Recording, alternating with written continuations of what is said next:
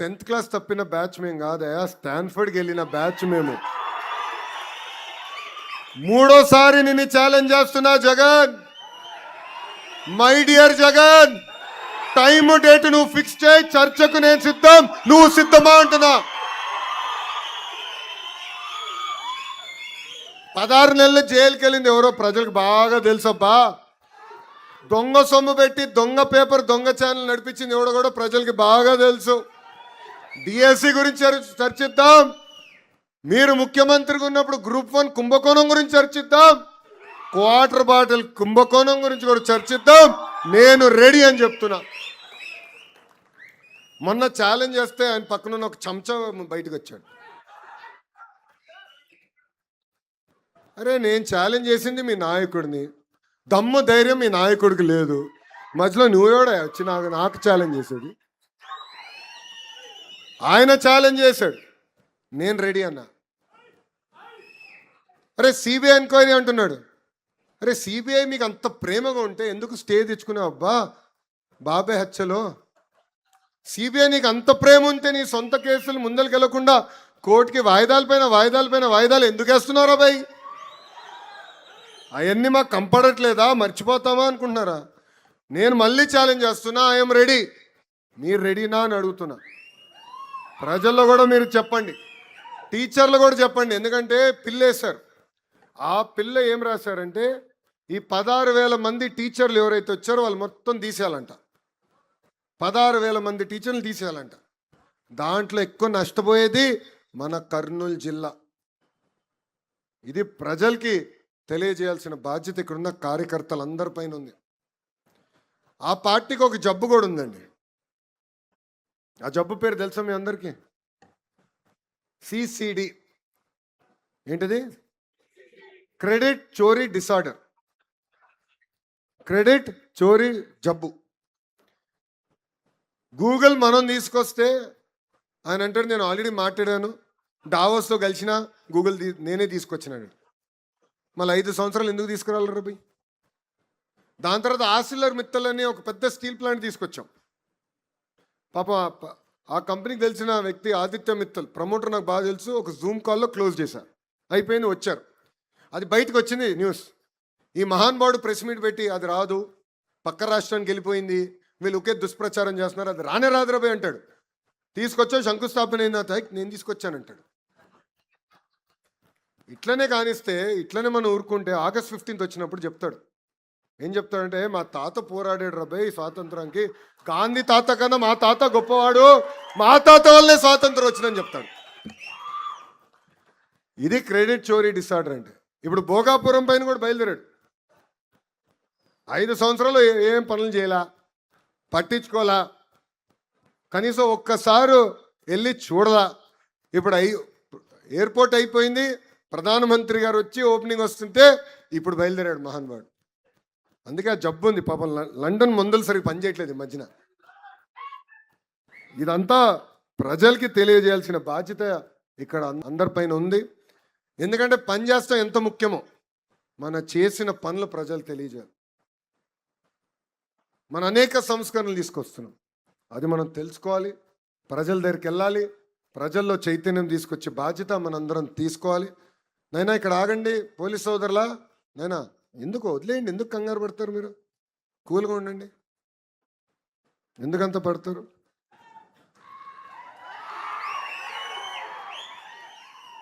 మీరు లేనప్పుడు మా వాళ్ళు ఉన్నారబ్బా నాతో,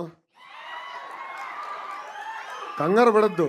ఇక్కడ ఎవడేం చేయడలే. గొడ్డలి, గొలకరాయి, కోడి కత్తి మా పార్టీ కాదురా భయ్.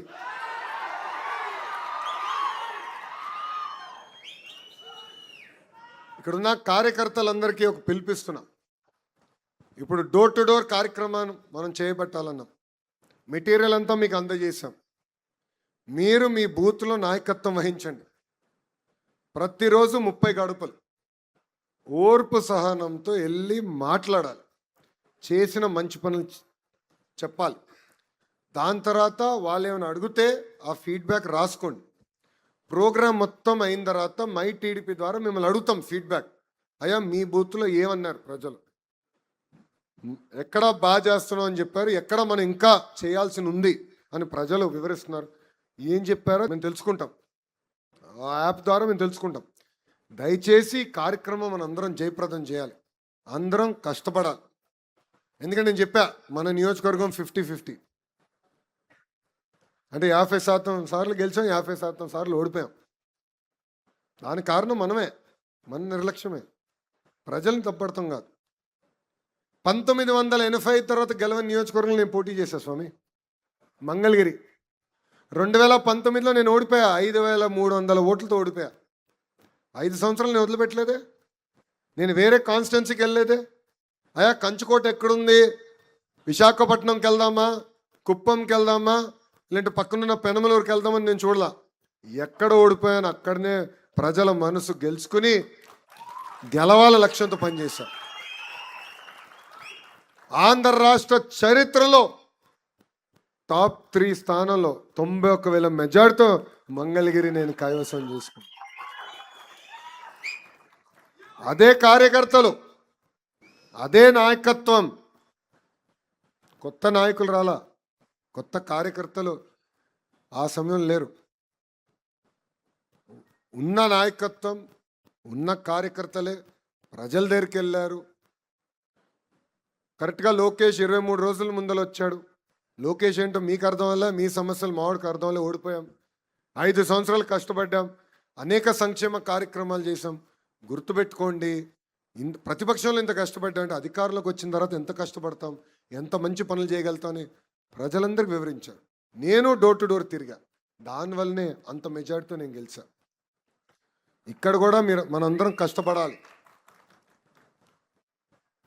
మళ్ళీ మళ్ళీ చెప్తున్నా, పార్టీలో నాయకులం మేము శాశ్వతం కాదు. తెలుగుదేశం పార్టీ అనేది శాశ్వతం, పార్టీ వ్యవస్థ అనేది శాశ్వతం. ఆ పార్టీ బలోపేతం కోసం మనందరం కష్టపడాలి, అందరం కృషి చేయాలి. అంతేగాని ఎవరు ఉంటాడు ఆయన చెప్తే పదవులు వస్తాయి అనుకుంటే మటుకు చాలా ఇబ్బంది పడతాం మనం. పనిని నమ్ముకోండి, డోర్ టు డోర్ కష్టపడండి, మిమ్మల్ని ఎత్తుక్కుంటా వచ్చే బాధ్యత నేను తీసుకుంటానని కార్యకర్తలందరికీ మళ్ళీ తెలియజేసుకుంటూ, ప్రభుత్వ కొనసాగింపు గురించి ఇప్పుడే భరత్ గారు కూడా మాట్లాడారు. ఇది చాలా చాలా అవసరం. మనకి ఓటమి కొత్త కాదు, గెలుపు కొత్త కాదు. ఓడిపోయినప్పుడు అందరు బాధపడతాం, గెలిచిన తర్వాత అలసట అనండి, అలకనండి, ఏముందిలే గెలిచిపోతాం అన్న అహంకారం అనండి, ఇవి వచ్చేస్తాయి. దానివల్ల మనం నష్టపోతాం కాదు, కార్యకర్తలు మనం నష్టపోతున్నాం. కేసులు పెట్టించుకుంటాం, కొన్ని సందర్భాల్లో మనం కొడతారు, కొన్ని సందర్భాల్లో మన ప్రాణాలు తీసేస్తారు. సో ఒక పక్కన మనం నష్టపోతున్నాం, ఇంకో పక్కన ఆంధ్ర రాష్ట్రం నష్టపోతుంది. ఈరోజు ఒక గుజరాత్ రాష్ట్రంలో అదే ప్రభుత్వం కంటిన్యూస్గా వచ్చేగల ఏ స్థాయిలో ఉందో చూడండి ఒక్కసారి.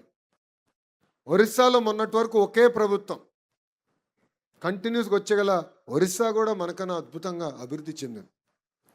సో మన రాష్ట్రంలో కూడా ప్రభుత్వ కొనసాగింపు అనేది చాలా చాలా అవసరం.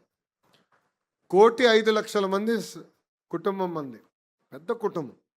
అది కాస్త ఇప్పుడు కొంచెం ఇంకా పెద్దగా అయింది. జనసేన పార్టీ ఉంది, భారతీయ జనతా పార్టీ కూడా ఉంది. 3 పార్టీ కలయిక మొన్న ఎన్నికల్లో ఎవ్వరు ఊహించిన విధంగా 175 స్థానాల్లో 164 స్థానాలు మనం కైవసం చేసుకుంటాం జరిగింది. ఈ ఐక్యత ఉండాలి. సమస్యలు ఉండొచ్చు, 4 గోడల మధ్యన మాట్లాడుకుందాం, ఆ సమస్యలు పరిష్కరించుకుందాం, కానీ వదిలిపెట్టేది లేదు. No crossfire, no misfire, no విడాకులు. క్లారిటీగా మీ అందరూ తెలియజేస్తున్నా. ఎందుకంటే మన పార్టీ ముసుగులో జనసేన పార్టీని తిట్టేవాళ్ళు ఉంటారు, జనసేన పార్టీ ముసుగులో భారతీయ జనతా పార్టీని తిట్టేవాళ్ళు ఉంటారు, భారతీయ జనతా పార్టీ ముసుగులో మన తిట్టేవాళ్ళు ఉంటారు. సోషల్ మీడియాలో ఎన్ని చూసి మనం కంగారు పెట్టి మనం తిట్టుకుంటూ మనం కొట్టుకుంటే నష్టపోయేది ఆంధ్ర రాష్ట్రం, ఆంధ్ర రాష్ట్ర ప్రజలు. ఇది దయచేసి అందరం గుర్తుపెట్టుకోవాల్సిన అవసరం ఉంది. సో ప్రభుత్వ కొనసాగింపు అనేది చాలా చాలా అవసరం. అందరం కలిసికట్టుగా పని చేయాలి. మీకు ఎలాంటి సందేహాలు అవసరం లేదు. 1 కాదు, 2 కాదు, కనీసం 3 టర్మ్లు కలిసికట్టుగా పనిచేస్తేనే దారి తప్పిన రాష్ట్రాన్ని సరైన దారిలో పెట్టుకెళ్తాం. కోరిన అన్ని కోరికల పద్ధతి ప్రకారం కేంద్రంలో మన ప్రధానమంత్రి నరేంద్ర మోడీ గారు, రాష్ట్రంలో మన ముఖ్యమంత్రి చంద్రబాబు నాయుడు గారు కలిసికట్టుగా తీర్చుతున్నారు. ఆ రోజు పాదయాత్రకు వచ్చినప్పుడు కర్నూలు అనేక మంది లాయర్లు, అడ్వకేట్లు అని వచ్చి కలిశారు. ఆనాడు చెప్పారు, హైకోర్టు ఇక్కడ ఉండాలి, ఇక్కడికి తీసుకొస్తే బాగుంటుందంటే వాళ్ళు ఒకటే చెప్పారు, చేయలేని హామీలు నేను ఇవ్వను. కానీ ఆనాడు నేను ఒక హామీ ఇచ్చా, హైకోర్టు బెంచ్ కర్నూలులో నేను ఏర్పాటు చేస్తానని హామీ ఇచ్చా. రాబోయే 90 రోజుల్లో హైకోర్టు బెంచ్ కర్నూలుకి తీసుకొచ్చే బాధ్యత మన ప్రభుత్వాన్ని. ఇవన్నీ చేయగలుగుతున్నాం అంటే కేంద్ర ప్రభుత్వం సహకారం ఉంది. ఇది మనందరం గుర్తుపెట్టుకోవాలి. డబుల్ ఇంజిన్ సర్కార్ వేరే రాష్ట్రాలు ఉన్నాయి, కానీ మన రాష్ట్రంలో డబుల్ ఇంజిన్ బుల్లెట్ ట్రైన్ సర్కార్ ఉంది. ఎందుకంటే బాబు గారి స్పీడ్ మీకు తెలుసు, తగ్గేదే లేదు. అదే స్పీడ్లో ఇప్పుడు ప్రధానమంత్రి నరేంద్ర మోడీ గారు కూడా చూస్తున్నారు. ఇద్దరు కలిసికట్టుగా రాష్ట్రాన్ని అభివృద్ధి చేయాలన్న లక్ష్యంతో పనిచేస్తున్నారు. అందుకే ప్రభుత్వం కొనసాగింపు అనేది చాలా చాలా అవసరం. అందరం కలిసికట్టుగా పనిచేయాలని ఈ సభాముఖం మిమ్మల్ని అందరినీ కోరుకుంటున్నాను. అంతేకాకుండా ఇప్పుడే మన ఇన్ఛార్జ్ మీనాక్షి నాయుడు గారు 3 విషయాలు, ఆయన చాలా కోరికలు కోరాడు రా భయ్. గురువుగారు ఎట్టుకో లిఖిత రూపంలో ఏమేమి చేస్తే బాగుంటుంది, మున్సిపాలిటీ ఏం చేస్తే బాగుంటుందని ఇస్తా అన్నారు. నా శాఖకు సంబంధించిన 3 అంశాలు, అంటే ఒకటి అది మన ఫరూక్ గారి శాఖ, అది గురుగారితో మాడతాం. మైనారిటీ రెసిడెన్షియల్ స్కూల్ ఒకటి, అదేవిధంగా ఐటీఐ ఇమీడియట్గా ప్రారంభిస్తే బాగుంటుందని పెద్దలు కోరారు. అది తప్పనిసరిగా చేపించే బాధ్యత నేను తీసుకుంటాను. 90 రోజుల్లో ప్రారంభించే బాధ్యత నాది అని మీనాక్షి నాయుడు గారికి నేను హామీ ఇస్తున్నా. ఉర్దూ జూనియర్ కళాశాల గురించి కూడా పెద్దలు కోరారు. ఇప్పుడు రిక్రూట్మెంట్ చేస్తున్నాం, ప్రత్యేకంగా ఉర్దూ టీచర్స్ కూడా రిక్రూట్మెంట్ ఇప్పుడు ఈ డిఎస్సి 4వ విడత డిఎస్సిలో చేస్తున్నాం. అది కూడా త్వరలో ప్రారంభించే బాధ్యత నేను తీసుకుంటానని గౌరవ ఇన్ఛార్జ్ గారికి తెలియజేసుకుంటున్నాను. అంతేకాకుండా ఆధునిక పరిశ్రమలు తీసుకురావాలని పెద్దలు నాతో కోరారు. కారులో కూడా మాట్లాడుకున్నాం. కంప్రెస్డ్ బయోగ్యాస్ కానివ్వండి, లేదంటే వేరే రకంగా పరిశ్రమలు ఏదైతే మన ప్రాంతానికి వస్తాయో అది టీజీ భరత్ గారికి నేను కోరుతున్నా. ఈ సభా వేదికగా బాధ్యత మీది. అన్నీ నేనే చేయాలి, అన్నీ నేనే మోయాలంటే అవదు. ఇండస్ట్రీ మార్చులు ఆయనే బాధ్యత. మీ ముట్టు పెద్ద చేయకపోతే ఆయన్ని నిలదీయండి. ఆధునిక పరిశ్రమ తీసుకురాకపోతే ఆయనే నిలదీయండి. ఎందుకు చెప్తున్నానంటే ఇది మేమందరం ఎప్పుడు క్యాబినెట్ మీటింగ్లో పరిశ్రమలు వచ్చినప్పుడు నవ్వుకుంటాం. ఎందుకంటే ఒక టీమేమో వైజాగ్, ఒక టీమేమో అమరావతి, ఇంకో టీమేమో రాయలసీమ అని. సో అందరం నవ్వుకుంటాం. ఈరోజు ఎక్కడ పంపించాలి, ఏ పరిశ్రమ ఎక్కడికి వెళ్తే బాగుంటుందని చర్చిస్తాం. రాయలసీమకి పరిశ్రమలు వచ్చినాయి, గతంలో కూడా వచ్చినాయి. ఒక కియా వచ్చింది, అదేవిధంగా హీరో మోటార్స్, ఇట్లా అనేక పరిశ్రమలు వచ్చినాయి. కానీ కర్నూలుకి తీసుకురావాలి, ఒక కంకణం కట్టుకుని ఒక బాధ్యతగా చేశారు. అది మన ఇండస్ట్రీస్ మార్చులు. ఆయన వల్లనే ఈ పరిశ్రమలు కర్నూలుకి వచ్చింది. ఇప్పుడు ఆయన పైన బాధ్యత ఉందబ్బా. ఓర్పు సహనంతో పనిచేద్దాం, ఆడుతూ పాడుతూ పనిచేద్దాం. తిరిగి మళ్ళీ కూటమిని గెలిపించుకుందాం. మళ్ళీ ఆంధ్ర రాష్ట్రానికి ముఖ్యమంత్రిగా చంద్రబాబు నాయుడు గారిని చేసే వరకు మనం ఎవ్వరం పడుకునేదాకలా. అయ్యా ఇప్పటివరకు మీరు బాబు గారిని చూశారు, ఇప్పుడు నేను వర్కింగ్ ప్రెసిడెంట్ అయ్యా. బాబు గారు కఠినంగా ఉంటారనుకుంటే చాలా పొరపాటు పడుతున్నారు. నేను మిమ్మల్ని ఎవరిని వదిలిపెట్టాను. నేను పడుకొని మిమ్మల్ని పడుకొని అందరినీ పరిగెత్తిస్తా. ఎవరైతే పని చేస్తారో వాళ్ళని ప్రోత్సహిస్తా. ఎవరైతే పని చేయరో, పదవి తీసుకుని ఇంట్లో పడుకుంటారో, ఒక్కసారి చెప్తా, రెండోసారి చెప్తా, మూడోసారి దండం పెట్టి మార్చేస్తా.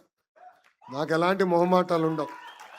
మొహమాటం బాబు గారి డిపార్ట్మెంట్ అబ్బా, నాది కాదు. మనసులో ఉంది, నిర్మమాటంగా చెప్తా. వేదిక మీద పెద్దలు అందరికీ కూడా బాగా తెలుసు ఆ విషయం. మనసులో ఉంది, నేను చెప్పేస్తా. నచ్చినా నచ్చకపోయినా నేను చెప్తాను భయ్. ఎందుకంటే పని చేయాలి, కష్టపడాలి. అధికారంలో ఉన్నప్పుడు ప్రతిపక్షంలో ఉన్నట్టే పనిచేయాలి. ఆ కసి ఉండాలి. అప్పుడే మనం అనుకుంది సాధించగలుగుతాం. సో కలిసికట్టుగా పనిచేద్దాం, తిరిగి పసుపు జెండా ఎగిరేద్దాం. ఎట్టి పరిస్థితుల్లో నిర్లక్ష్యం వద్దు, అహర్నిశలు కష్టపడి పార్టీని బలోపేతం చేసుకుందామని సభాముఖం